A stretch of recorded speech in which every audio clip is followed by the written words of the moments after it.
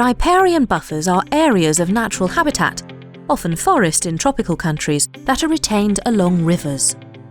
These buffers help stabilise riverbanks, reduce agricultural runoff and filter sediments, which helps maintain water quality in the river. Vegetation in the buffers helps remove greenhouse gases, such as CO2, from the atmosphere and store it as carbon. Buffers also provide flood protection and habitat refuges for biodiversity.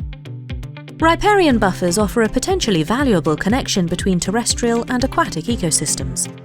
These connections can extend across the landscape, helping species move between habitats that are heavily fragmented by agriculture or other development activities.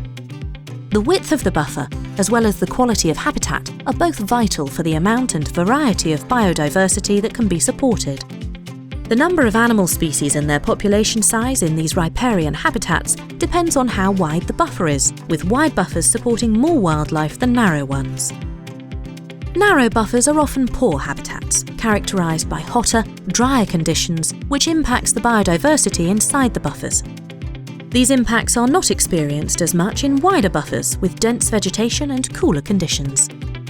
In many tropical countries, policies for riparian buffers typically give a minimum width of land to be left on each side of a river.